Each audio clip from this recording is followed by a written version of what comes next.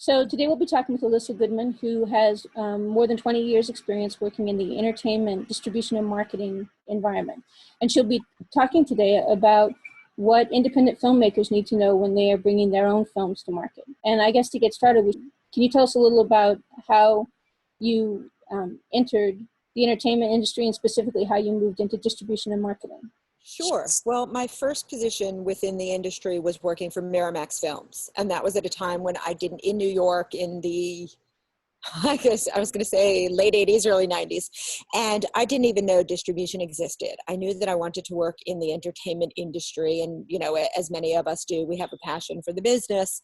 And we wind up finding our niche based on opportunity. So I had an opportunity to work in distribution with Miramax. And I found out that there was a job called acquisitions where you could actually get paid to watch movies. And I worked with some of the top pros in the business at that time. You know, it really was a niche in New York, especially. It was New Line and Miramax, and that was it. I had the pleasure of working with some of the, pioneers in what I would call, acquisitions on that time. And they taught me what to look for, what's marketable, what is quality filmmaking, what do people want to see, and what fits what they can sell. Because it is a sales game at the end of the day. We'd like to call it an art, and to us it is, but we learned that it's sales. So I learned very early on what was involved in the film industry from a distribution standpoint, or what was required. And I then learned about the marketing side, which really was everything from designing posters to, billboards, and, that's everything from the artistic point of view to whose name has to go where and how big it needs to be. Mm-hmm. So every time you think you're in the middle of a creative endeavor, you then find yourself in the middle of a business, a contractual obligation endeavor. And that's a balance, like everything is in this industry. I then left Miramax to go to Los Angeles, or come to Los Angeles, because that's where I live now. Mm-hmm. And I got a job at Universal Studios where I worked in development. Mm-hmm. And I think that for me, one of the reasons that I know distribution so well is because I've almost worked in every facet of the industry. Mm-hmm. I worked in development at Universal probably for about 5 years and learned that movies never get made. And that was really frustrating. Although they do get made, they usually get made 10 years after you leave the studio. So I moved into the TV movie business, which was really interesting because I learned there that distribution and development actually go hand in hand. You have to develop something that somebody is going to distribute. So when you're creative and you come up with your project, you have to sell it. And you have to sell it to someone who has to sell it to someone else, who has to sell it to someone else, and so on and so on. And ultimately, it needs to be sold to an audience. So those two things, most people don't really realize how close development and distribution are, which we'll probably get to talking about packaging and so on in a bit. But so for me, I had to develop things that I knew I could sell that could be distributed. So I had a wonderful time doing that. And that was at a time when the industry was making TV movies that you would sell in the United States to Lifetime. And, even before Lifetime, you were selling them to ABC and NBC and CBS. And then it became Showtime and HBO. And everybody was making these, somewhere between $3 and $5 million TV movies. Mm-hmm. And I learned about distribution on an international level there because you had the beauty of having somebody buy your film, give you $3 million, and only want to air it on CBS once or twice. And then you get to sell it all over the world, everywhere else. Mm-hmm. So we would go to the markets like MIPCOM and MIP, and at the time MIFID, which I don't even know if it exists anymore. But we would go and sell our movies internationally. And at that time, you had what was called output deals. So you knew that when you had a movie that aired on CBS, you knew that you can sell it to a station in Germany for a certain amount of money, and that you had to now start delivering these movies, and they were counting on you to deliver these movies, and every territory had a value. And that was fascinating to me because it was suddenly taking your movie and breaking it up into different little bits and pieces and finding creative ways to make money. Then we'd come back to the United States, and you'd now later sell it, the way they did with TV series and syndication, we would later sell it to cable.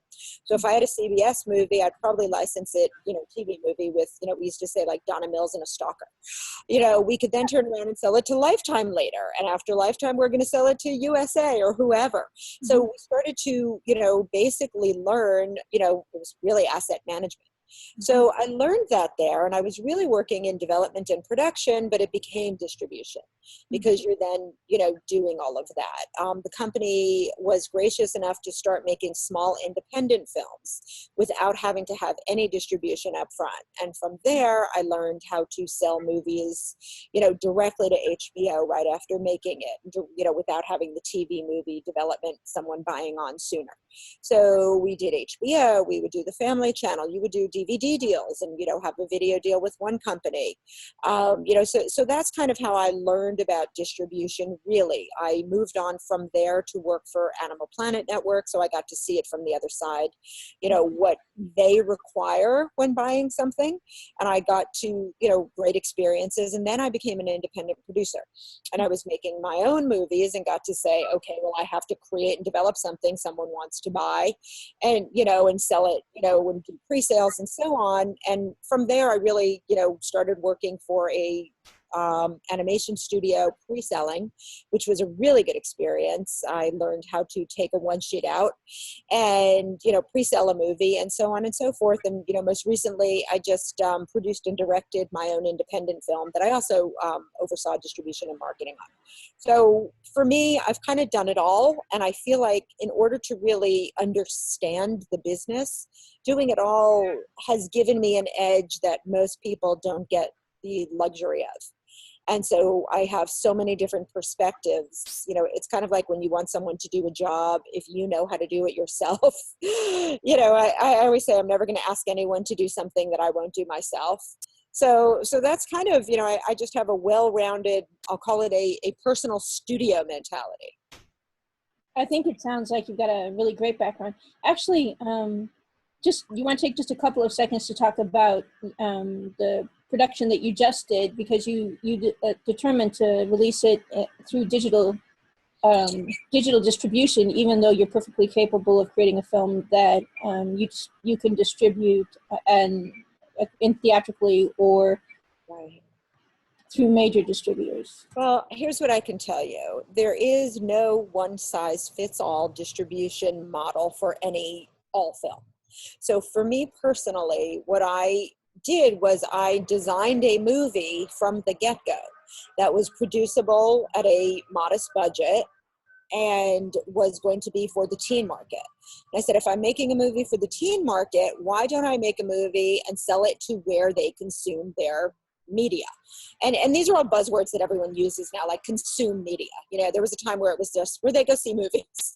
So they go see movies and they see them on, they're going to watch it on iTunes. They're going to watch it on YouTube. They're going to watch it on Google Play and Amazon and Netflix and all of that. And they're probably going to watch it on their cell phone. So we decided to sidestep the idea, make it at a low budget and sidestep a theatrical release, because when you do a theatrical release, you have to take into account a number of things that involve, what your P&A is, getting it in theaters and so on and so forth, and how much you make for that and why you're doing a theatrical release. And we just decided that in this particular instance for this movie, we were just going to hit the audience right where they watch. So we did I went to a foreign sales company and I broke off the sales, to them. So they're selling international. They're actually on their way back from MIP right now. So I look forward to hearing what they did, and as they get ready for AFM next week. So that will be coming up. In the interim, I sold it, we have it on iTunes right now. We have it on Google Play. We have it on so many, every platform there is, Comcast, DirecTV. So we're on all, the digital channels. We're on the digital networks. We'll be on Amazon Prime soon, and Sony will be taking it out in DVD to Walmart on November 1st. And so it just made sense for this movie to go to the audience where they watch it, when they watch it, and do the digital strategy. And a digital strategy, there are different ways to approach it. For us, we chose not to do a big theatrical release. A lot of, and when I say big, a big, small theatrical release, because when you are doing your digital strategy, a lot of people will put it on 10 screens or in 10 cities in major markets. And you're spending, anywhere from $75,000 to $500,000 to get your movie out there. And what when you have that digital strategy is that you are going to drive the value of your film up by anywhere from 20 to 30%. on the digital platforms. The cable companies will be much more receptive to it. You'll get better placement. There are a lot of good reasons to do that theatrical release. We opted not to. We did a small, like 2-screen theatrical release because we just determined that our audience, we have a dedicated fan base in this arena of social media followers. I cast it very specifically to have that. And I know that we're going to talk about cast at a certain point as well. But I cast this movie specifically to have somewhere between about 15 to 25 million social media followers of my, the kids that were in it. Teen comedy, I had 12 kids. I used 2 YouTube stars that have a very dedicated following. I used Disney Channel stars that are, have in the millions. And I'm sure that there's crossover in their fan base, but at the same time, if you can count on, say, even having 5 to 10 million followers, how much of a percent do you need to break even and then really start making money? So, of their fan base. So for me, I didn't want to waste my time or our money on that. I just targeted social media and we went nuts. And that's what we did. So for that movie, that made sense. And you want to tell them, so the movie's called Standoff and it's on iTunes and it's doing, I was looking at the sales. I was looking at you can usually sort of approximate what the sales might be when you look at how many people have rated something, and the ratings are sky high and there's a lot of them. So it's doing pretty well in digital release, actually. Right. It is called The Standoff. It is out right now on iTunes and a number, I keep pushing iTunes because that is the, one of the things that you'll find out when it comes to distribution is you don't get numbers very quickly. Mm-hmm. And I like iTunes because you can get a sense that you get numbers from them somewhat, sooner than most of the other platforms. We've been having a very good time with its release and, playing with all the different social media platforms for promotion. It's a good film. And I also have an interest in films that specifically decide to go digital from the beginning. Because you can earn significantly more in it sidesteps a lot of problems that one has trying to get distributors to pay, and also in terms of controlling the costs associated with distribution, which we'll talk about in a second. It really does control the costs, and that's great. And you're going to make more money because you're closer to the recoupment source. Yeah, actually to the consumers, actually. And exactly. There's a lot of good things, actually.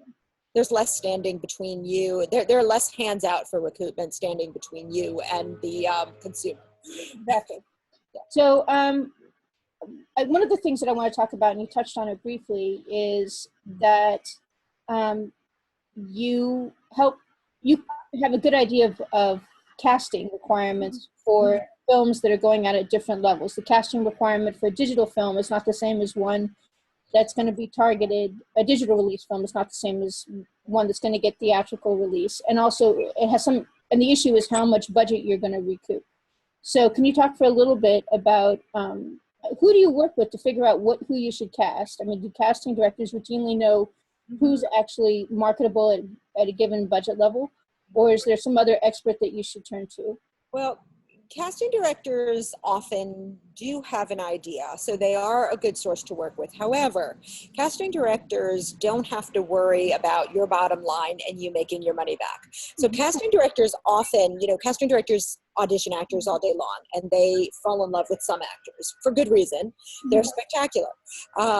Some of them are worthless. And when I say that worthless, I just mean, you have to take into account, will they make money in the US and will they make money foreign? And people that you're looking at in the US may not necessarily have, equal ahill beans in foreign, unfortunately.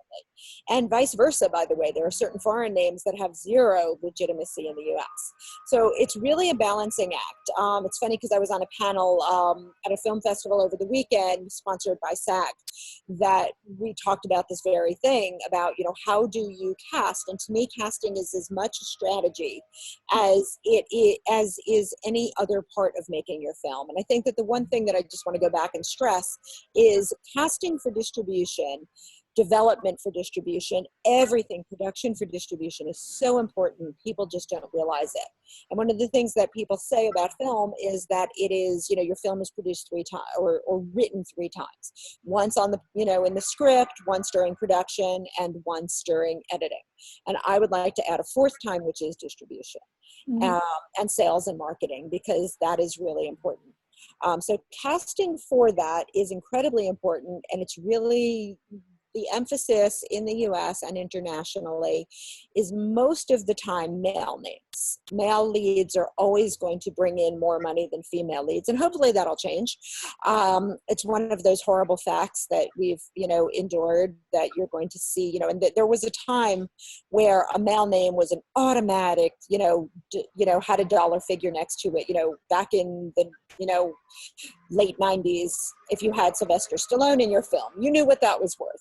There were certain names that were automatic green lights, and automatically you could put a number next to them.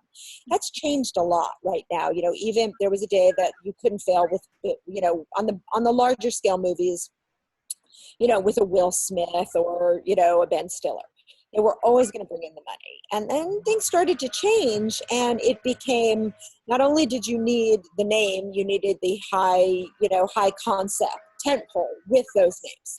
So, there's multiple different levels. If you're looking at the level that most independent filmmakers work in, which is anywhere from probably, I'm going to say 500,000, but people are doing it for less, to about 20 million, that 20 million is incredibly generous saying independent, but at the same time, I think that is fair for some people are trying to raise that. Those names you really have to inspect. You have to look at what have they done? Are they somebody that I'm going to see on TV? Because why is somebody going to go, pay money, going to the movies takes time, it's expensive, and why is someone going to go see a movie in a theater? They're coming to TV sooner than later nowadays as well. So, coming to cable, coming to iTunes, etc., much sooner than they ever have. So what's going to get someone to go to the theater? So you want to give them somebody they like. Right now we're looking at names that in the US, British. For some reason, the Brits really hold a lot of cachet theatrically. And usually if you have, your Eddie Redmaynes and your, what's his name from Sherlock Holmes, he's proven himself theatrically. You want to look at people who have proven themselves, and you want to look at people who've proven themselves in your budget range, in your genre. Mm-hmm. So if you're looking at somebody, a particular actress, has she been in theatricals before? Does she bring money to the box office? Is she an award winner? Does her name, evoke Oscar? And it always depends on what the goal of your movie is. So I think that as you're casting your names, the first question you have to ask yourself is, what is my goal? Is my goal to become that sleeper hit theatrically that, takes the audiences away from the big tent poles? Okay, then I need somebody that's going to do that. And who is that person? And there are a lot of actors who are very big names that do work in indies. You look at someone like a Sean Penn. And I'm not sure he's the best example.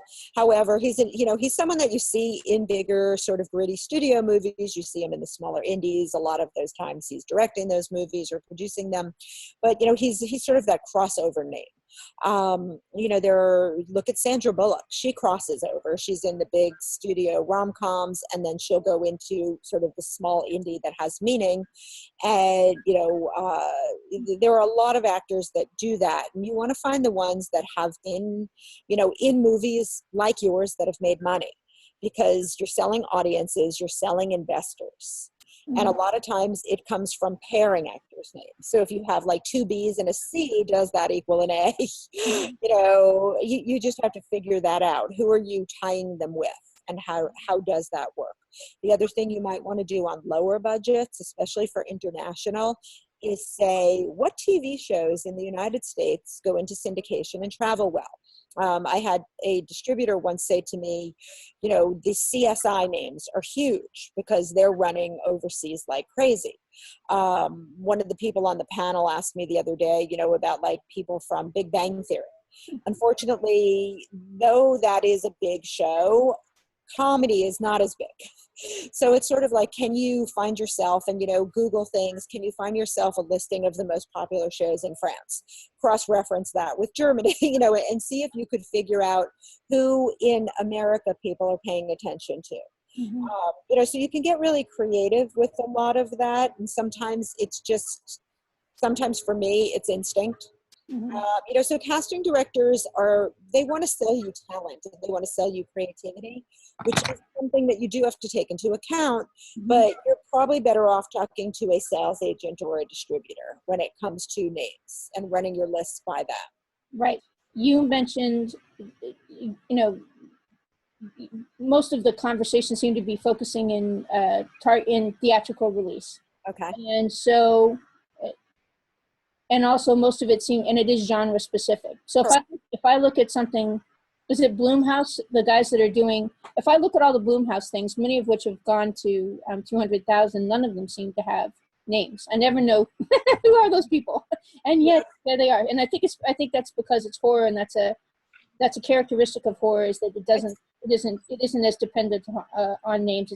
Right, it is the genre, the horror genre. If done right, there's lots of horror genre movies that you've never heard of. You've heard of the Blumhouse ones because those are the ones that stand out. So what you need to do is say, if I'm not Blumhouse, Mm-hmm. what can I do for my movie to make it stand out? Because I always look at it as the safety dates. Yeah. If your movie is not going to be that standout movie, how can you, or insurance? What is the insurance that if the movie doesn't live up to, getting that distribution just based on the movie, what will people buy it on? A lot of times foreign doesn't even, they look at a genre and say who's in it. They don't even watch the movie. They know who's in it. They know what it's doing in the United States. They know where to put it. They know what box to put it in. Right. So yes, Blumhouse does what they do, but that's Blumhouse. Don't bank on being Blumhouse. Well, I think, but so that's the thing is and then the other thing is that it's also budget dependent. If you're doing something that's under $1 million or under $3 million, getting your money back getting your money back with one set of stars may be possible, but you get to 5 million or 10 million, all of a sudden it's not really feasible anymore. Yeah, and when you have a $5 or $10 million movie, you have to guarantee yourself a theatrical release to really make your money back. Mm-hmm. So if you're doing a theatrical release, what are you going to sell? What is marketable? And that, takes us to a little bit of pre-sales, which I know you want to talk about. And if you don't mind, I'll segue into that. Oh, please do. That'd be good. When you have a script, it's a piece of paper. It might be a really good idea. It might be a well-written piece of paper or 105 pieces of paper, but that's all it is paper. So how do you put a value on that paper? You put it by having a director that people like. You can start with getting a director. A lot of people usually choose that first. There are rules that can be broken. I've broken those rules. But sometimes cast can attract a really good director, but more times than not, the director is going to attract the cast. Mm-hmm. I was able to have no questions asked about the fact that I was a first-time director on the last movie I made, because I had produced the Cinderella story movies for Warner Brothers, and everybody in the genre that I'm working in has heard of that, appreciated it, and knows the value of that. So nobody even questioned me as a director. They knew that I have a specific cachet in that arena, and nobody asked any questions, and I was able to get a great level of cast because they wanted to work with me because of the Cinderella story movies. Mm-hmm. But generally a director is there to attract your cast, and you need that. Your director has a value. What was the last movie they made? How much did that movie make? Where did it show? Who bought it? Where did we sell it? Mm-hmm. That then opens the door to the same thing with cast. Okay, that director just got that actor. Well, he was just in 3 studio movies and a Blumhouse movie. And that movie did quite well. So now you're putting a package together that adds the value to your film. And now you've got something that you can then run numbers on and take to investors. And so, you take, what is my genre? Who are my stars? What is my budget?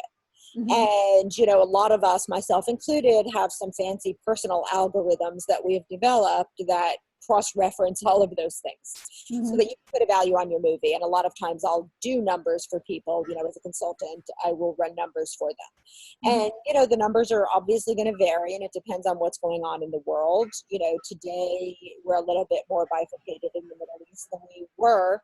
Well, at the same time, there are more ways to watch a movie in the Middle East than there used to be. So is that, is it a draw? You know, and you just have to take all of these different things into account. Russia, you know, used to have, Ukraine was part of their territory, now it's not. So they're going to pay you a little less. You know, so it just depends on what you have. But once you have those numbers, you then have investors who can actually see the value of your film. You also have buyers who can see the value of your film. And if you choose to, if you believe you're in a position where it's time to go down the pre-sale route, that's where you would start.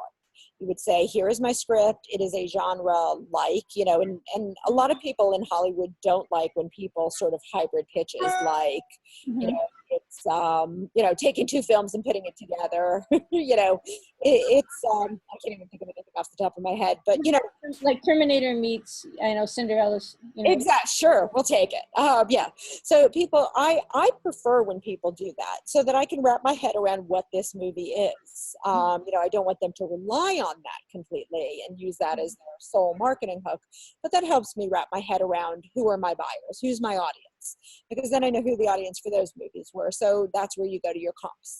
And, you know, what are the movies that were like this with a similar level of cast, and what did they make and how and when? And sometimes those things are absolute flukes, and sometimes they are a science. And so there's never anything that's, you know, I always say that lightning doesn't strike twice, and maybe it does, maybe it doesn't. You know, I've been fortunate and it struck a couple of times, but it's rare.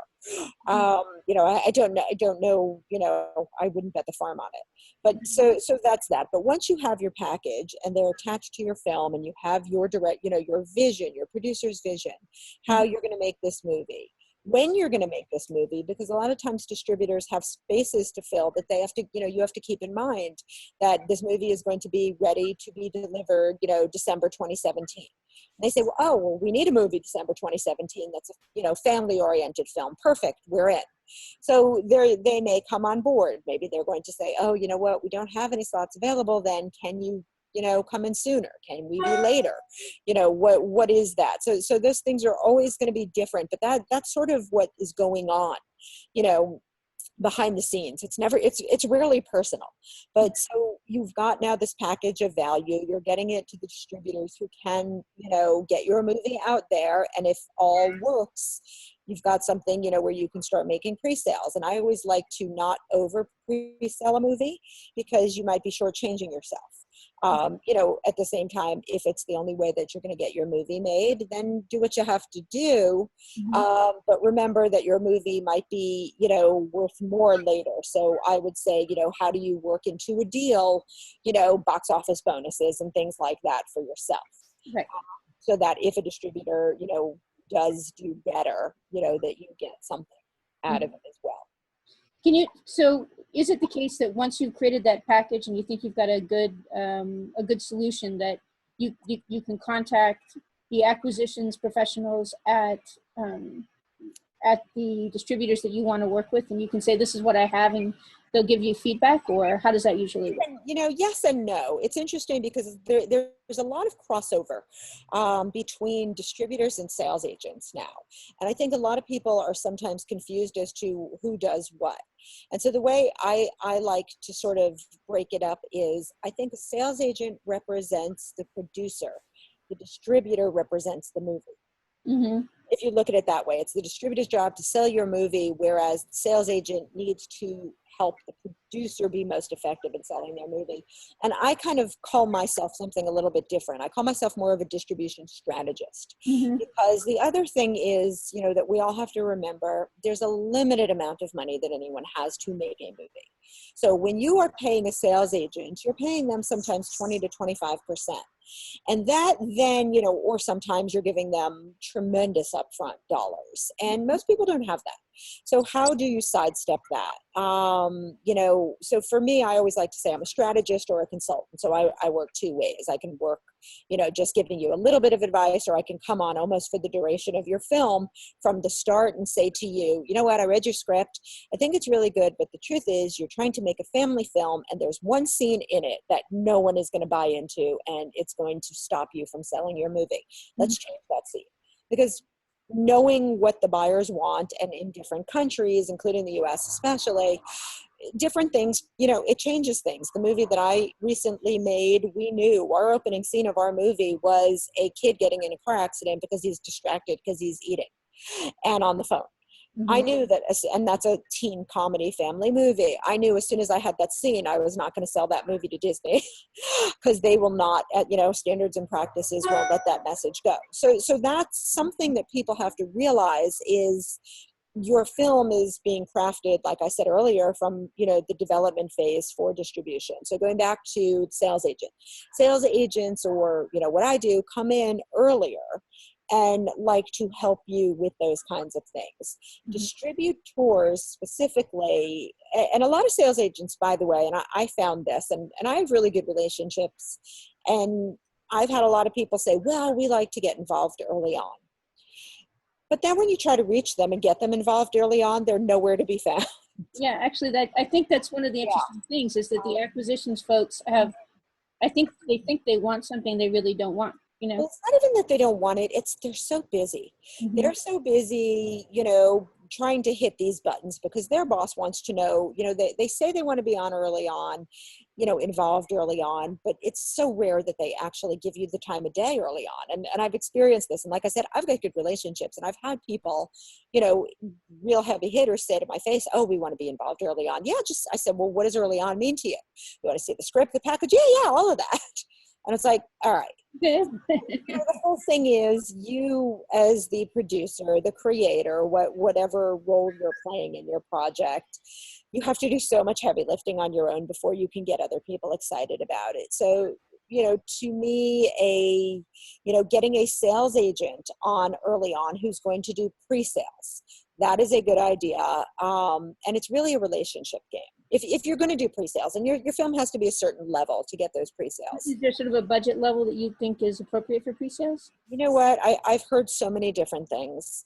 I've heard 20 million. I've personally pre-sold 12 million. I've not pre-sold lower, but I know with the right package, you can pre-sell lower. I would say that anything under $1 million, you're probably not going to get pre-sales on. And then over that, it really just depends on your package and who's in it. So that's my opinion. Is that the same for getting a minimum guarantee? So if you approach, let's say you approach some, you want to approach distributors and get a minimum guarantee for your project. Can you talk a little bit, is that the same as getting a pre-sale effectively? And second thing is, what are the terms of the minimum guarantee? Is it the case, I would imagine that, do they tell you how much they're going to give you in advance and then you can go and take that to a bank and monetize it? Or how does that work? Yeah, that is part of a pre-sale. It depends on where you are in your film. Like, for example, on the film I recently made, we made it with private money. We made it ourselves and then took it out for distribution, to distributors. And I acted personally as the sales agent for this movie. Yeah. We wound up getting offers for minimum guarantees when the film was complete. A lot of people said, well, we want to see the film. And that was fair enough. That's understandable. It's not a sequel. It's not a prequel. Though I have the Cinderella story track record, the actors were younger. So I'm fine with that. But I did get offered a minimum guarantee from a company that wanted all rights. And I looked at it very closely, and it was substantial, by the way. And I realized when you look at this offer, you get excited like somebody's going to give me, upwards, beyond six figures. And so, well, not beyond six figures, but mid six figures for a movie. And then you start reading the fine print of what it's all for. And they start using it against things, meaning we're giving you $500,000. $150,000 of that $500,000 is going to be used for theatrical distribution on 10 screens. Another X amount for, so they start chipping away at it, and then they're not going to pay you till the movie's released. So by the time you're done, your spectacular minimum guarantee nets out to very little. And then, you just have to learn how to evaluate a deal. So to me, when somebody is paying you, on the smaller movies, and they're paying you these, under $1 million minimum guarantees, because that was the world we were playing in, and that was fine for that world, you have to look at it very carefully. When you're looking at, one of the things that I was talking about with some people on this panel that I was on the other day had to do with, if someone's giving you a minimum guarantee, there's a movie out now called Birth of a Nation. Mm-hmm. And there's a lot of controversy around it, but that's not the topic. But, Mm-hmm. the reason why the movie became such a big deal had to do with the fact that I believe it made $17 million in Cannes or Sundance. I forget where it was sold. But it was a really big deal because those numbers are not often paid for movies nowadays that, I forget who picked it up. But anyway, it was known as a big deal in Hollywood. But we don't really know what the deal was. We read the headline. The deal could be you're getting $10 million up front against this block, for this, and when it hits this, you don't really know what the deal points are, and those are so important to evaluate. And that's where your sales agent, who's protecting the producer, or works for the filmmaker, comes in handy, because they're the ones that are looking at the deals. Like I said, distributor, their goal is to get your film on as many screens as possible and get as much buzz around it. Their job, a distributor's job, is when they're selling my movie in France, is to vet the French artwork and vet the French translation, and the marketing, and make sure that they don't spend more on P&A, and hide those costs, or throw these crazy expenses at me. That's what distributors get to do. They're going to put your movie out there. They're going to market your movie. They're going to get it, and that's what you want in a distributor. Sales agent, you want to help you find the best distributor and then make sure they're doing their job. And a lot of sales agents are not so good at that either. They take the easy way out. And a lot of sales agents do work on commission. So you as a filmmaker are now paying 20% to a sales agent. You're paying 20 to 30, anywhere from 15 to 30% to your distributor. And then you have to pay platforms. So if you're in the United States and, your movie's on iTunes or cable, they're taking 30%. So you have to really look at how this works for you. And what makes sense for you. If you're getting a DVD deal, how much does the distributor take? How much do the goods cost to do? How much do you get penalized if there are returns? How much is the sales agent taking? How much is the distributor taking? And all of that. So it's really important to analyze a deal and have someone who knows this. And it's rare. It's interesting because for me, I'm not a lawyer, but there is nobody that makes my deals better than me. And because I know what to look for. I've been very lucky. I've had some great mentors along the way that have said, read the contract, Ilyssa, understand it, know it, get it. And I have, and we're going back years. So can a filmmaker easily understand this? They shouldn't have to, but they should hire, it's kind of like, I can't line produce. I'm going to hire someone who knows how to line produce. Hire someone who knows how to help you sell your movie. Well, and I think the thing that you just said is very important. Even if you can read the contract, it's also a question of knowing how valuable the contract is based upon the company that's written the contract. Because just because somebody puts their name on a contract or offers you a deal doesn't mean that they're going to honor it. And once you start having to sue people in order to get paid, are definitely cutting into the amount your film's going to earn. Absolutely. And on top of that, get everything, because here's what I found. Distributors or sales agents, and like I said, there's this fine line. A lot of sales agents are distributors, or sometimes they sell international, but they distribute domestically, because basically a domestic distributor in today's world is really an aggregator. There's somebody who's going to put your movie on all the different digital platforms and sell it to iTunes for you. Well, not sell it to iTunes, but sell it to Netflix or Hulu or whoever, what have you now, sell it to Comcast and apparently now AT&T, Time Warner, and all of that. You need somebody who can also negotiate good placement. And there's never a guarantee, but if your movie's buried and nobody can find it, and I want to talk very much about that very specifically when we talk about digital platforms and marketing, because that's so important, but anybody nowadays really can get your movie on a platform. but it's making sure that they are respected to, you know, that the buyers give them enough respect, or the platforms give them enough respect that they're going to give you decent placement and give you a little ad, you know, give me a little freebie, you know, put my movie up there, run a banner, you know, over your, you know, run the trailer, you know, whatever it is, or, you know, or don't give me a freebie, but, you know, give me the opportunity to be there. You know, iTunes, there are certain movies that get, you know, great placement. That is completely up to iTunes discretion, you know, to begin with. You know, then if your movie proves itself, then they're all over you. But getting to that place is another story. But so to me, get it in the contract, because a lot of times these distributors or sales agents have deals to fill. They have output deals with different distributors. Well, we have, you know, there are a couple companies, and I'm not going to name them because that wouldn't be fair. However, I've had experiences, you know, one company says, well, we have a deal with a major studio for distribution on DVD. Okay, well, that would make you think that you now have that studio distributing your movie. You don't. You have their mechanisms, which is good financially, but it's not like on that box it says the name of that studio and that they're pushing it. So you need to know what the difference is and ask them very specifically, you know, and put it in the contract. Their name is going to be on the video box, you know, and make sure that they do that, because a lot of them, like I said, just have space to fill. You know, they have to sell two, you know, they have to give their distributor 2 movies a month.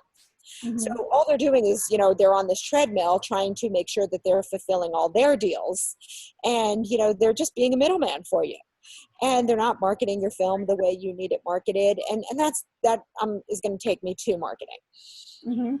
Nobody knows your film like you do. Nobody knows who you're selling it to like you do.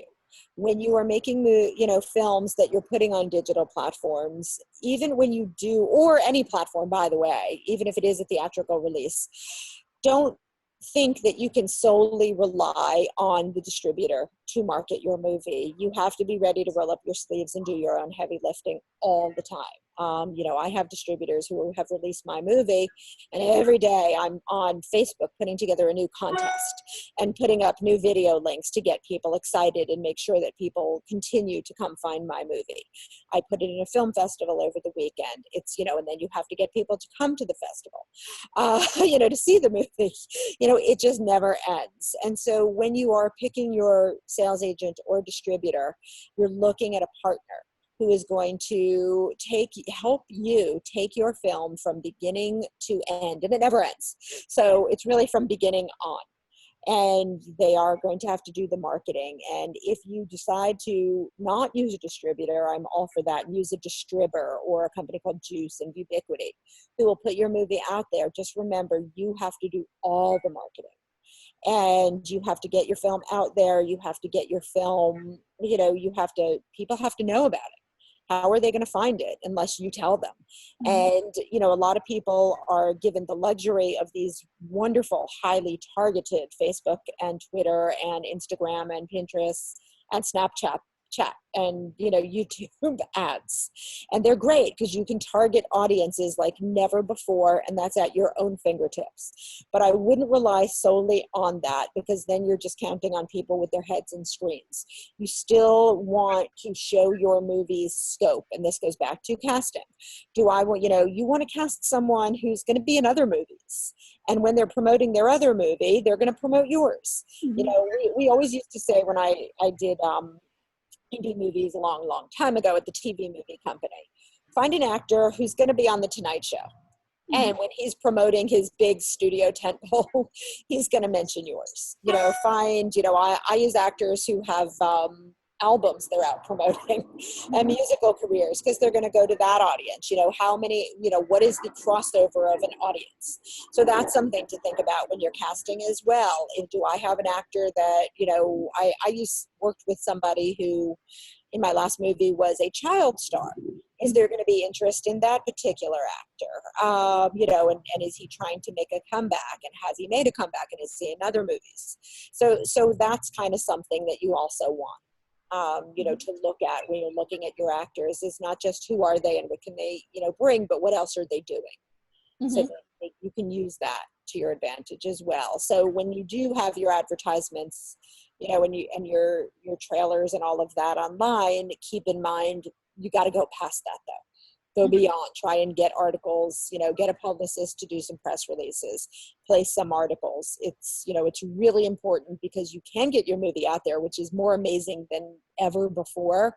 But if nobody knows it's there, then you're in trouble. Right. Well, one of the things that I talk in my groups a lot about is how to do online marketing and the mechanisms that you've outlined, and then also how to do press releases, how to set up your website so you if you search for the actor's name, you'll automatically come up first, those kinds of things.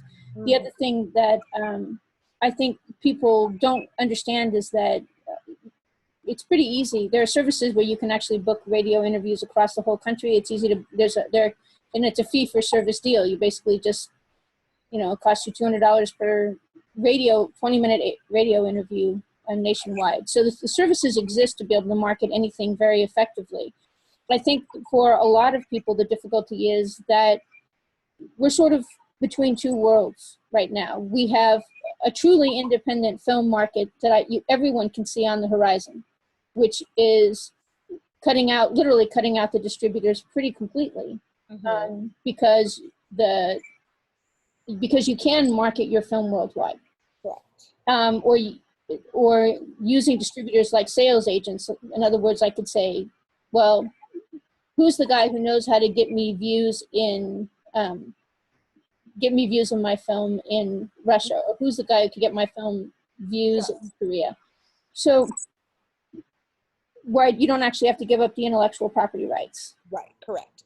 Well, here's two things I'm going to address there.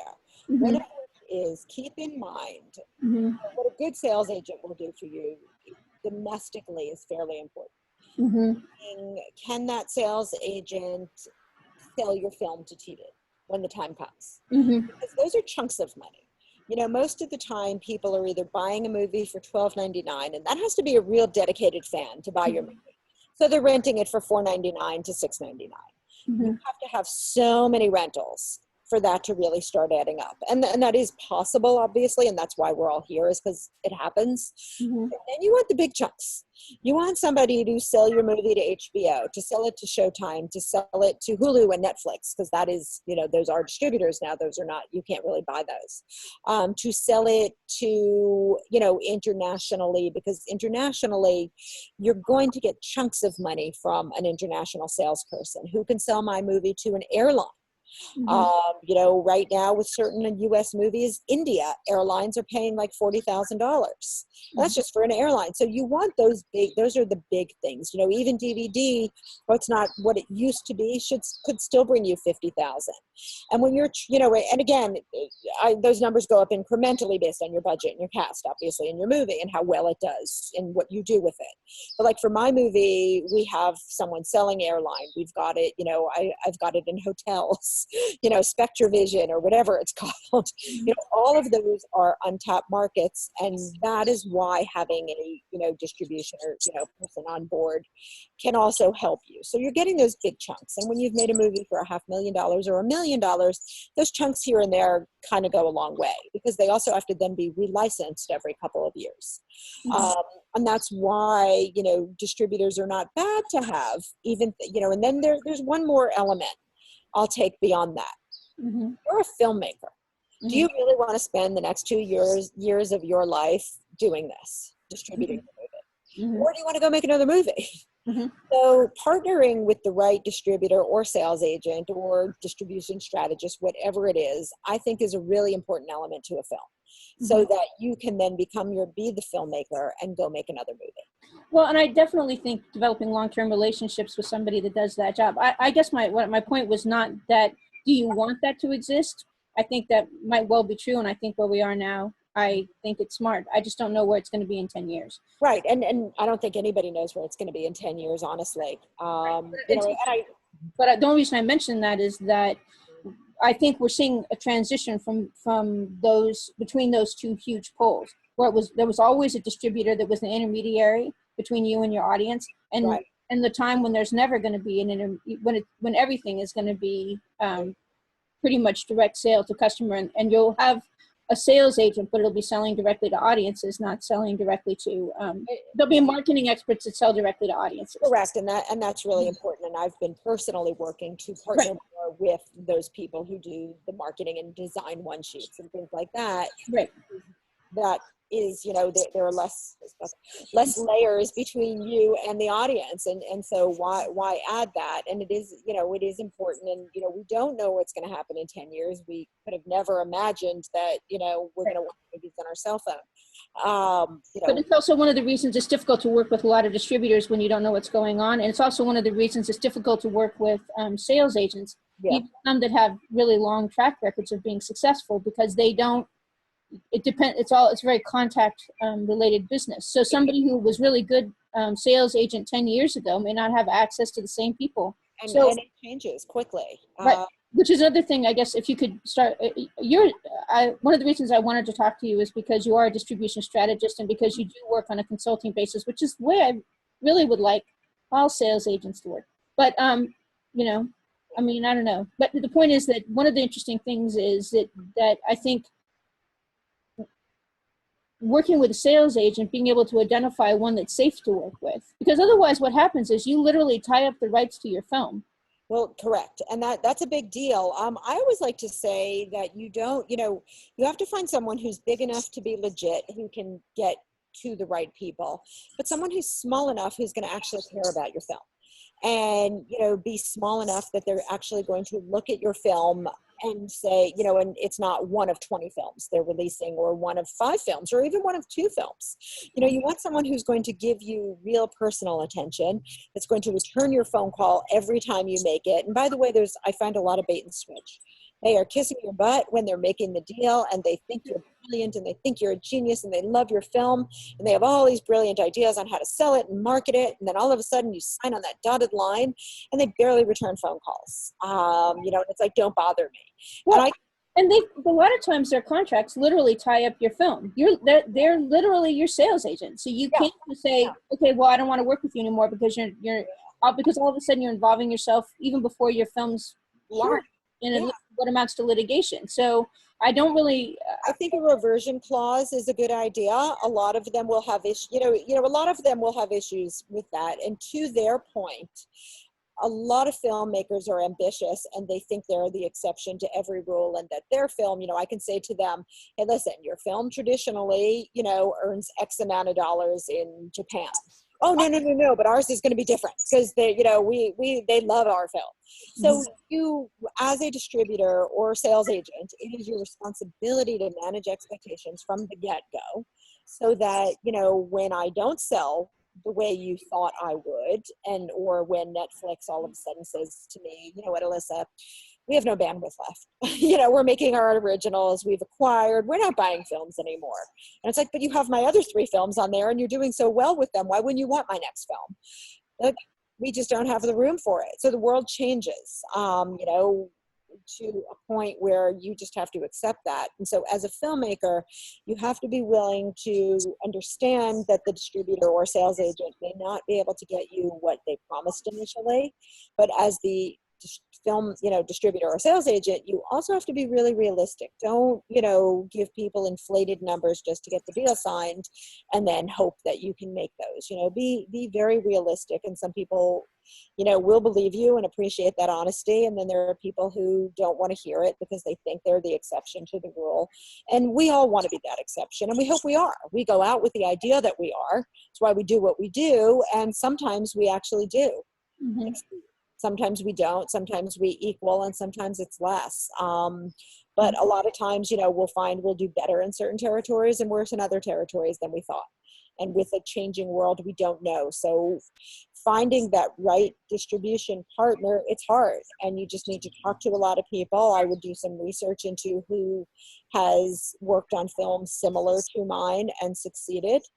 You want somebody that people will like, and you just get a sense of them.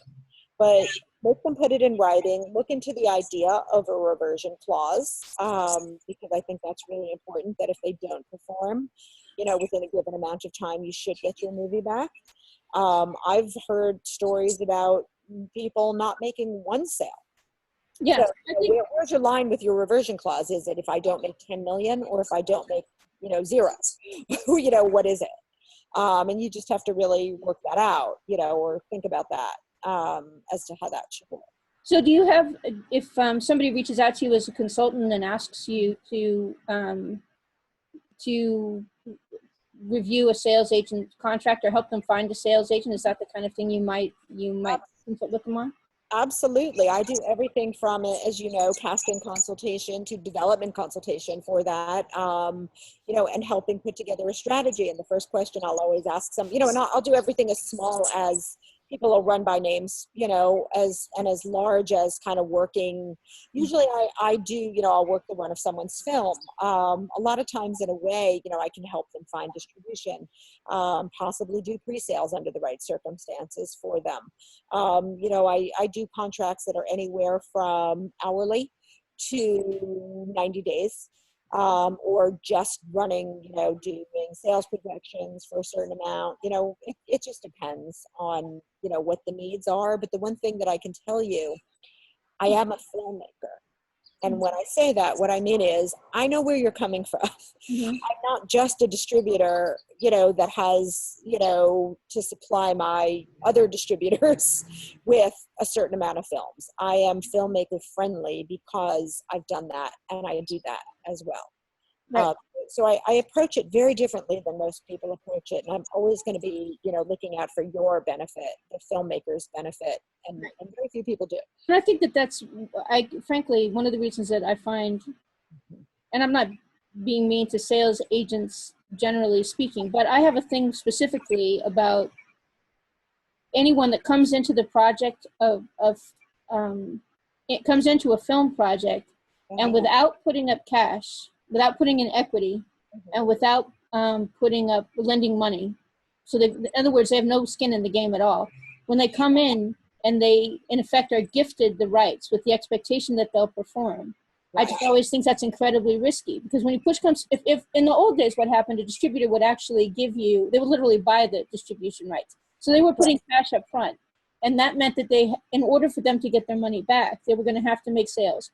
Because they don't have that skin in the game, it's so much easier for them just not to perform. And the other thing is that I think a lot of times, even distributors with the best of intentions, they also have their own cash flow problems. Right.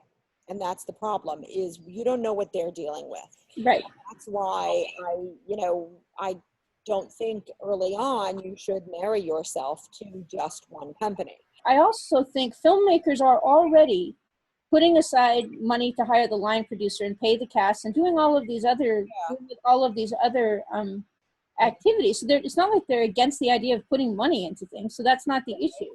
The issue is all of those other things are responsible for the producer, for their output, and they can be fired. So the second that you bring in this other business relationship, in effect, they become the only value in a film is actually the rights of the film. When a producer is actually selling a body of intellectual property to, or licensing it or selling it to a distributor based upon what the deal is. So that is the film. Yeah. It actually is, the value of the film is actually those rights. So somebody acquiring those rights at any part of the process is in effect controlling the film, and also and God forbid there should be a conflict. God forbid somebody should think there's any kind of conflict in the rights that have been sold, because that's going to turn into a lawsuit, which is going to make it so producing the film was a total drag and shouldn't have been done at all. And on top of that, I'm sorry, go ahead. No, I was just going to say, what unnerves me about those kinds of agreements and those kinds of contracts is it screws over the investor, and it screws over the filmmaker, and it screws over the talent to put their time and money into the film. And it doesn't matter. You can't really even say that use a name you can trust. Like, if I named like the top 10 distributors, every single one of them is screwed over a filmmaker at some point, because when push comes to shove, they're a company on their own. A lot of times those people, the biggest distributors, are also producing their own content. When push comes to shove, if they don't have enough money or this film's doing particularly well and they're getting less on your film, they're going to spend more time releasing the film that they know they're going to get more on. So they have a whole other business that they're running, which is nothing to do with it. The universe that we live in right now has created a scenario where it is a wonderful time for a filmmaker because they can do it on their own. Right. However, it is limited as to what they can do because they do have to do marketing. Yes. They have to do all of this work. It will cost them a little bit of money, and they want to go make another movie, as I said earlier. So that's the con. You know, the pro is they can do it, which is spectacular. The con, then they have to do the work. Yes. You know, and it requires a lot, and a lot of people might be lost as to what that is because they are not a marketing executive and they don't quite know, and they think they know, but they find things that they, you know, they're you know, nobody knows everything, and that's just life. You know, it's just how it is. So that's something. The other thing is that you do want a sales agent, probably, or a distribution person in the US to get your other sales. Because even though you can put your movie on, you know, iTunes and often Netflix yourself and, you know, Amazon, and get it out there and do your own sales to, you know, through the aggregators and Google Play and Microsoft, you know, Xbox and all of that. You can do that and you can do the marketing. You don't know how to get HBO on the phone to see if they want to buy it. And you can't, you know, and that's where chunks, like I said, chunks of money lie. And that is something that you don't want to leave out. You don't, there's so many, you know, or get the company that sells airline rights, you know, to give you a, you know, a valued deal and to do that. So I think that, you know, really what we're talking about as we move forward is a combination of things. Yes. And so maybe you do use a sales consultant or a distribution consultant, and maybe you do use a marketing person on the side. Maybe you hire someone. You know, there are lots, you know, there are consultants out there that you can hire to be your sales agent without having to tie your film up for 7 to 15 years. You know, look at it that way. So there are a lot of things that you can do. You know, it really just sometimes depends on how cash rich you are as well. You know, somebody has to get the, you know, the other thing to take into consideration is when you put your movie on iTunes versus when you put it on Amazon versus Vudu. They all have different ad specs, and someone has to create those ads. Right. There's a whole marketing. You're totally right about the fact that you have to decide that you have to decide either you have to hire somebody who wants to do that job, and you have to make sure that you can front the money that it's going to take to get them going. And by the time your film is over, you can't always do that, you know, and just, you know, delivery is not cheap. And, you know, a lot of people forget about that. You know, when you're doing something, they don't budget enough for delivery. And they come up with, you know, they have these surprises that are everything from like rights clearance reports to QC reports that, you know, you fail, then you have to pay it all over again. You know, and there's a lot of people out to, you know, oh, you failed your QC. We can fix that, you know, just for $2,500. And for this, there's so many places that want your money at the end of a film. So that's why I like to say, put somebody like me or somebody else in your budget from the get-go, and I will save you the trouble later. Right. Well, I think it's definitely the case that people underestimate. They think about producing a film, and they seem to think that if just having a camera and taking the picture is good enough, but they don't realize that, well, did you want to sell this internationally? Because you have to make sure that you collected the audio in such a fashion that the audio track is separate. The voice track is separate from the effects track, is separate from the music track. Correct. Yep. So and that's just one of the things you have to worry about, not to mention screen resolutions, not to mention color requirements and color palettes, not to mention video versus film versus you know. And whether it is, you know, full screen versus, you know, picture box, you know, all of that stuff is now, you know, a whole nother story. And if it passes QC here, will it pass QC in France? You know, right. There are different things, you know, is it screen, you know, are your graphics, if you have them, which I did, are they screen safe? You know, where does it, there's so many things to think about that people just don't, because you're a creative individual. You are lucky enough that someone liked your script and you got an actor and you got a, you know, distributor or a sales agent who's going to do pre-sales. And there are still so many things that you need to take into account. And so I think that we're really running into a world that's more of a hybrid that would make sense. Because I'm dead set against having your film, you know, tied up with somebody for so long. At the same time, there's so much work involved in, you know, the distribution and the release and the marketing, and you just have to decide where you want to put your energy and what you want to do, and is that where you want to spend your time? Right, and I think that's you make a really good point when you say that because it does represent a significant cost to create the ad media for all of those things. And that is something a lot of times that the distributors will do. You give them the basic stuff, and then they go ahead and they start spinning out for all the markets they sell. Exactly. And that is not trivial. Yeah. Or a different trailer, or creating trailers, or God, you know, the trailer thing is because you can't use the same trailer everywhere. Correct. I mean, I had an experience with my own movie where we had a character wearing a cowboy hat, and my international people said, "Get him out of the trailer." That's too. We're not cowboy people over here. Exactly. It's like you can't put that guy in the trailer. And then we had like one actress who was in like a Ninja Turtle movie. She was in my movie for about 60 seconds, and she became one of our most marketable people because she was in a bunch of movies that sold well for it. You know, so you just never know, but somebody needs to know that stuff. Mm-hmm. And you need to work with the people that do. So distributors and sales agents do know that. So there's upsides and downsides, and you just have to figure out, you know, again, I always say from the beginning, where are you? What is your end goal? And then you work backwards from that end goal and work, you know, back yourself into it. Right. It's not the case that you can just assume. It is not build it and they will come. It is. No, I wish it was. What are we building? And maybe. And by the way, Hollywood is brilliant at making it seem that way. You know, the build it and they will come, like the Blumhouse movies, you know, and look what they did to those movies. You know, Paranormal Activity. They bought the first one for, you know, $11,000, turned it into a $200 million franchise. And then effectively, I don't want to say they destroyed the franchise, but they sure did change it. And it's not too lucrative. Part of it is because they have to, in order to satisfy the stakeholders, like the investors or like there's all these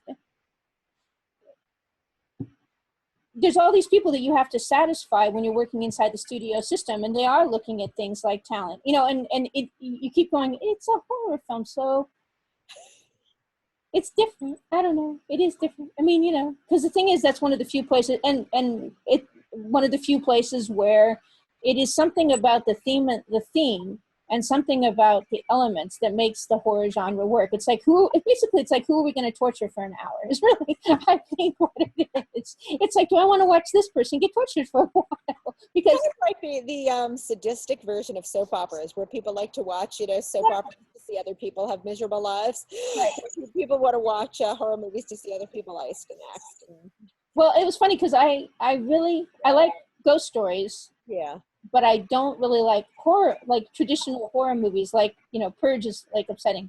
So, but it's funny because I was watching it with somebody who's really, truly a fan.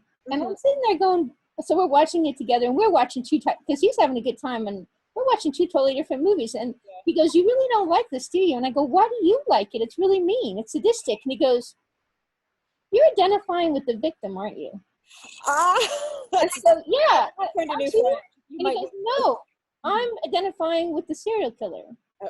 That's why I like it, is because it's like a chase film. Mm-hmm. Wow. You know? And I go, but he dies at the end, and he goes, well, that's because some people identify with the victim. But I'm just like, oh, I hadn't realized. But it really actually made a lot of things clear, because then you go, oh, well, that's why some of these films get made. It's because they give people that have this particular interest of something to watch, you know. I guess because we can't all be watching, you know, warm and fuzzy things all the time. You shouldn't have to. You know, something for everyone in balance. Exactly. And sometimes they hit a number like sometimes you get films like Ghost, you'll get films like The Others, or films like and they work because, or Sixth Sense. Then those films work because they manage to hit both those audiences. There's enough sadism to make it work, and there's also enough, it has a happy ending to make it work. You know, that's the thing, is smart movies. Those movies are smart. I mean, even if you go to like The Shining, that was really dark and creepy, but really smart. Well, and also to some degree it ends up happy, because the boy and the girl go off, the boy and the mom go off okay. Yeah. And he ends up dead, and that's all good. You know, in other words, it does have a happy ending, and also there are underlying thoughts that are interesting. Like, is he bad from the beginning, or does the hotel make him bad? You know, so those kinds of issues. But my point is that when you're talking about Paranormal Activities becoming an unvaluable film, by the time you get to 4 or 5, it is because the inherent recipe is a little bit like a rat trap. It's a very simple machine. But it has to work exactly right. You can't, in other words, you can't add more to a rat trap and make it work better. The less there is to it, the better. Yeah, absolutely. You know? So when you're talking about digital distribution, one of the things that you'd mentioned is that it's kind of a totally, okay, so you can do a digital distribution, and you'd mentioned the fact that you did a little theatrical release for your film in just 2 screens. If somebody's producing a film that they're planning to do a digital distribution for the most part, and they go ahead and, can they just budget into the film $100K or $200K to do a little baby theatrical release just to bump it up in value? They absolutely, if they have that money, absolutely, sure. You will do better. I mean, that's where your line of who's doing your distribution comes into play.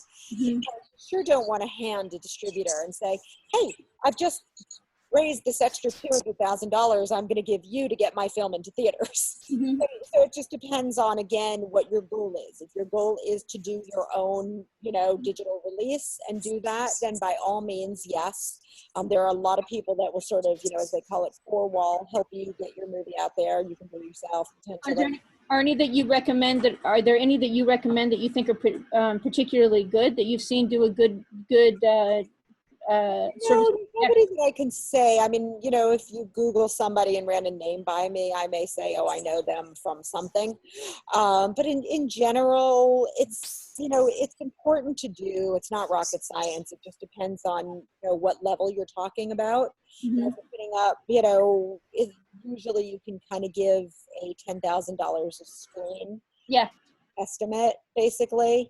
And then you just drive traffic to it. You just drive traffic to it the same way you're going to end up driving traffic to a digital release. Yeah, if you're renting the screen, they don't really care. I think even if you're renting the screen, they don't want it to be in digital cinema before you actually. Right, but right after, they don't care. Yeah, or you can, there are companies that do it that you can partner with.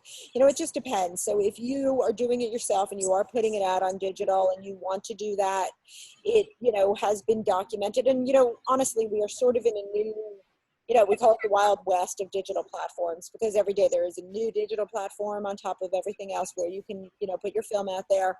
There are different deals that are being made. Amazon Prime now pays producers by the minute, as opposed to giving you a license fee for the movie, which is a whole nother ball game that we're just starting to try and determine whether that's going to work or not, or how it'll work. I've heard from some people it works very well. That some people have made anywhere from 10 to 20,000 a month on that, which is a lot better than your Netflix. We're going to give you $50,000 for a year and break it up and pay you $12,500 every quarter. And those are things to keep in mind also, is when you sell your movie, not everybody pays with one check right away.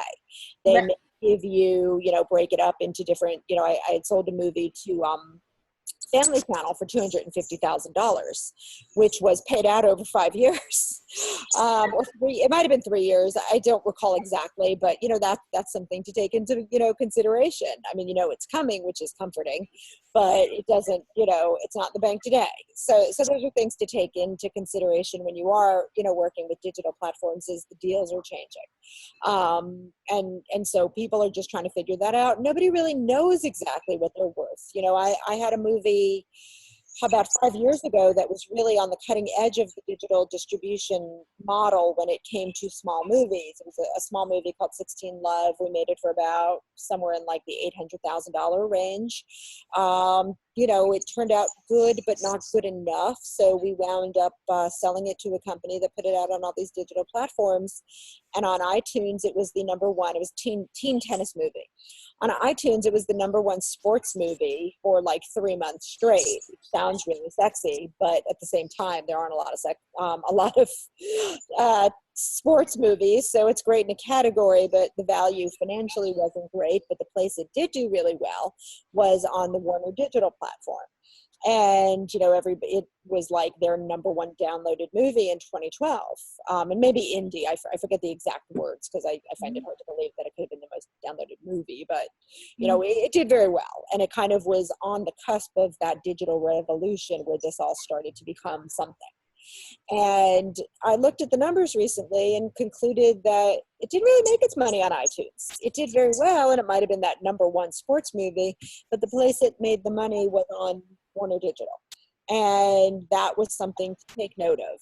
And then how, and I don't know honestly how we were paid, because I wasn't the financier, so I didn't get a lot of that information.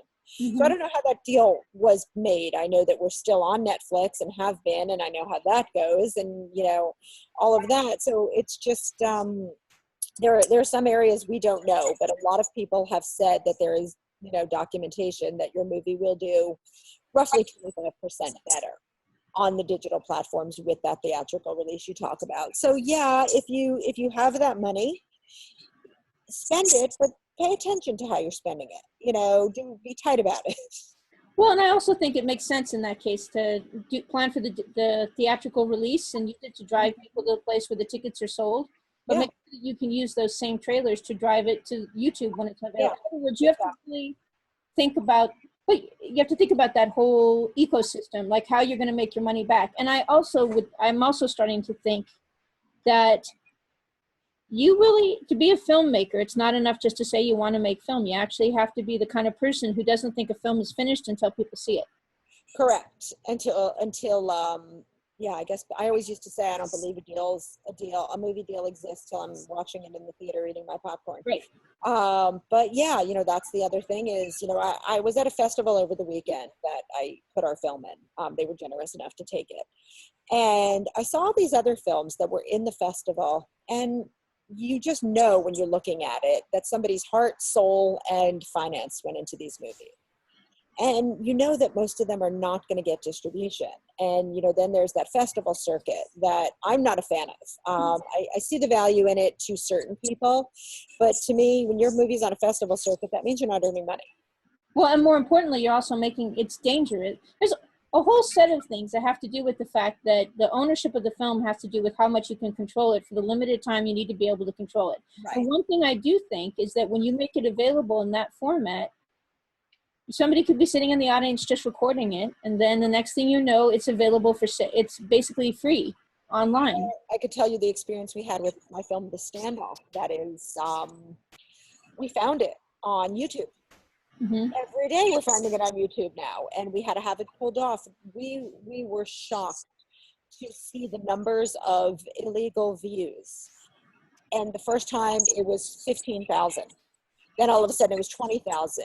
At this stage, there's close to 50,000, if not more, illegal views.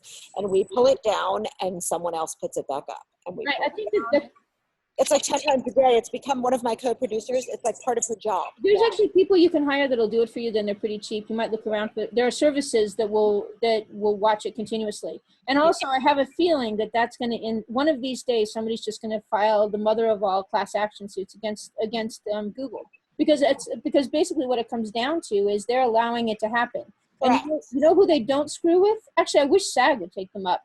Because here's the thing, you know who took it up? It actually turned out to be the BMI. So the reason when you try to upload something that's actually got licensed music on it, what happens is during the processing that YouTube does, it hears the song, it figures out it belongs to somebody, and then it says, this is a licensed work. And if that musician or that musician's library has said it's okay to use this way, then they'll say, well, you can run this, but only if we get all the ad revenue from it. Right. Which is kind of screwed because the license, the library is agreeing to that. The PRO organization is agreeing to that, but not necessarily the artist that created the work or the filmmaker that owns the film that is associated with the stupid music. Right. But one of these days, the filmmakers, SAG or somebody else is going to have to actually go to those guys and say, you know what? We're going to send you a copy of every film that a SAG actor is in. And when you detect that any frame of this or that any 2 seconds of this is online, you have to pull the film because you already know it's a violation of copyright. Right. And they really need to, and it's really frustrating. There's software you can actually get from YouTube that enables you to take it down quickly. There are ways to deal with it, but the thing is that someone else finds a way around it. And so, yes, you can hire someone to do that, and then you're spending more money. So, you know, and the distributors, I thought our distributor would be on it. They think they're on it, but they're not so on it. You know, every day I feel like I'm nagging them. Can you please have this taken down? And we just started going to YouTube ourselves and, you know, dealing with it. But, you know, and every day it comes down and someone else puts it back up. So, yeah, it's another part of the job. Right, but that's why I think that film festivals are problematic, because a lot of times if you're going to film festivals or even film markets can be dangerous, because the thing is you're giving the film, and it just is, it becomes if you're giving them any kind of physical copy. Mm-hmm. Yeah. And even if it's not a physical copy, I mean, theoretically they can steal it from the little letterbox screen. But the point is that in those instances, you're basically making it available for theft. And once it's available, if it's too widely pirated, what happens is you can't get distribution for it at all. So Correct. I kind of feel like people should just plan to do, if you're doing a film in sort of the, you know, 0 to 5 million marketing, you're going to insist on doing you want to do a digital cinema release for whatever reason, you better plan, make sure that just go ahead and, instead of doing the festival thing, you're paying for everything else, put $200,000 in there, $100,000 in there to do the theatrical release yourself. Skip the stupid festival thing and do because I agree. I mean, unless you're talking Sundance and Cannes, it's nothing, you know, it doesn't mean anything. You know, I mean, South by Southwest is good. There are some festivals that, you know, do bring a little cachet, but at the same time, it just depends on what, you know, going back. You can say that you're a winner, but I think sometimes that has value, but if you're doing a digital cinema release, I don't know, you know what? If you made up 10 film festivals and you put 10 of those little wreaths on your film when the opening credit came on, I'd believe it. I wouldn't care. And if it said Buffalo Film Festival, I wouldn't care. I just don't care. It's like, oh wow, look at those cute wreaths. It must be an award winner. And there's a film festival for everything now and everywhere. Right. You know, and that's even, you know, there was a time that was far and few between, but now there's probably one for every, you know, there's a Calabasas Film Festival. And why not? A licensing fee? Film festival. There's one for everything. And, you know, I think that a lot of people honestly are making a lot of money. Yes.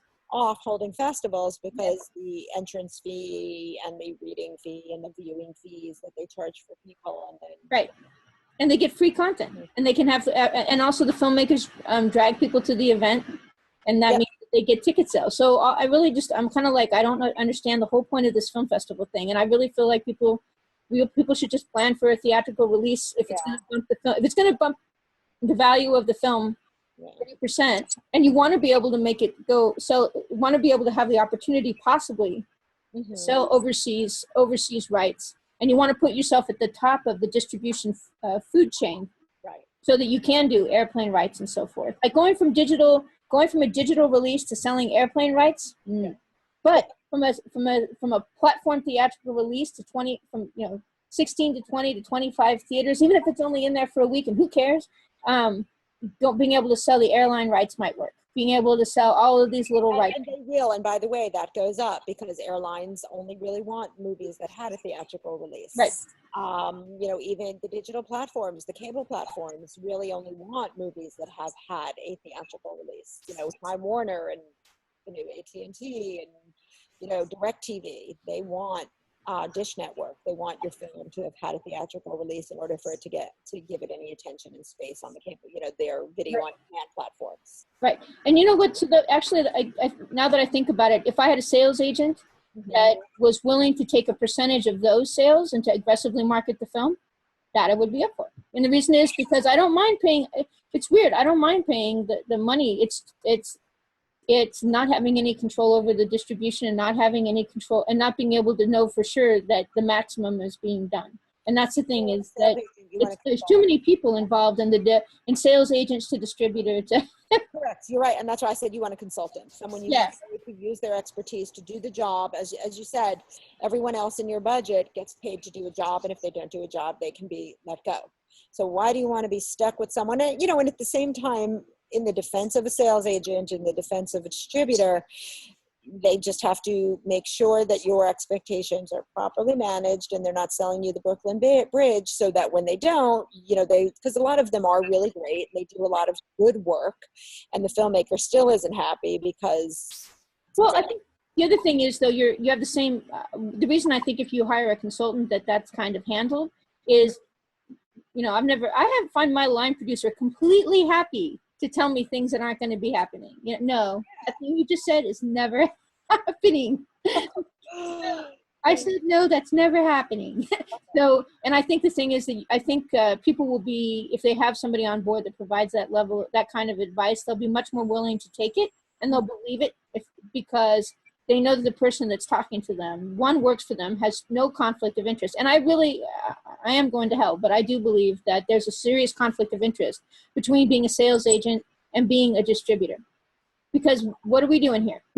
Like, I don't know what the deal is. Like, that's why when I started, I said, look at it this way. A sales agent represents the filmmaker. A distributor represents the film. And a sales agent may disagree with that, but I don't. I think if you look at it theoretically, that's your job is to get the filmmaker the best deal, opportunity for their film, and then the distributor's job is to get the film the best. So, right. Exactly. And I think, and I have, and I think being able to get access to get the right advice at the right time. You may decide that with specific film that there's a particular sales agent who's particularly well positioned because all they ever do is that particular genre and they have all those relationships. That's a different deal. But having somebody who knows that market or who's comfortable calling up and grilling people for you. Because that's the thing, grilling people is a hard thing too. Just even asking 20, you feel guilty playing 20 questions with these folks, but I wouldn't feel bad if I was a consultant for somebody. I have no problem grilling a third party, because I know that I'm being asked to hire somebody. Doing your job, yeah. Right, but I think for a lot of filmmakers, calling up sales agents and grilling them, and calling up distributors and saying this thing in the contract, I don't know what this is. These words. I don't know. So many. Like any contract, I mean, you really have to count on somebody to do this job. Right. So do you have do you have a website where people can actually learn more about the work that you do and more about your background? I do this as word of mouth, really. Right. So if you, want to talk to somebody I've worked with, I'm happy to connect you. Look at my resume, look at my LinkedIn profile, look at me, talk to me, get a sense of me. That's really how I market myself. Honestly, I'm not looking to take on 10 films, a month. I really just want to do, I want to make sure that everyone I work with is very happy. So people should email you at ilyssagoodman@gmail.com. Correct. I think you've been incredibly helpful, and I think specifically the stuff you talked about in terms of casting and in terms of distribution and digital distribution and theatrical release are going to be really helpful to a lot of people. Terrific. Well, I hope that people are helped. I enjoy that. So by all means, my mother was a teacher and I never understood. I thought she was just a teacher because she, that's what women did back then. You were a nurse, a secretary, or a teacher. So she chose teacher. And then I started teaching things and I've realized it is really a wonderful thing to share your knowledge. It is. Well, you've been very helpful to my folks. My pleasure. Thank you. All right.